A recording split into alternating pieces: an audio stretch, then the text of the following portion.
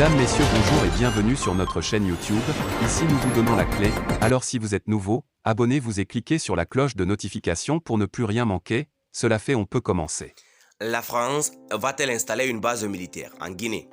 Dans un article paru le 7 octobre 2022, Afrique Intelligence a révélé que la France va apporter un discret appui militaire français à Conakry pour protéger sa frontière avec le Mali.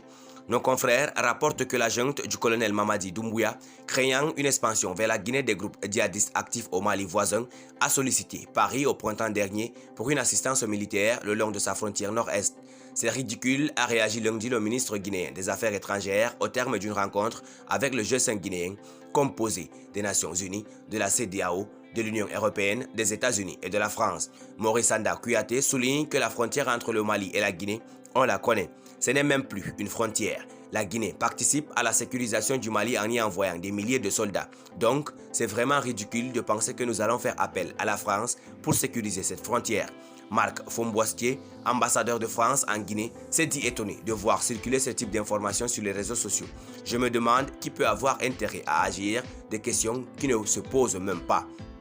En juin dernier, de retour d'une mission en France, le ministre délégué à la Défense nationale avait apporté un démenti catégorique sur la folle rumeur faisant état de l'installation d'une base militaire française sur le territoire guinéen. C'est faux, parce que j'ai montré toutes les preuves. Mais ça m'a fait sourire. La première raison, c'est que ces déclarations étaient l'expression éloquente de l'ignorance de leurs auteurs sur les relations internationales. Première considération, parce que pour un tel accord, ce n'est pas le ministre délégué à la Défense nationale qui le fait. Plutôt, c'est le ministre des Affaires étrangères qui doit le faire. Et ces accords, pareils, dans ce domaine, sont ratifiés par l'Assemblée nationale, une assemblée élue.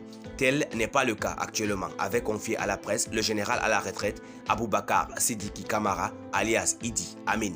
Les communicants qui croient qu'un ministre de la Défense nationale est chargé de désigner de tels accords montrent éloquemment qu'ils sont ignorants des mécanismes des relations internationales. Ça, c'est la première considération. Deuxième considération, c'est rechercher le pouls sur un crâne rasé, avait-il conclu devant un pôle de journalistes.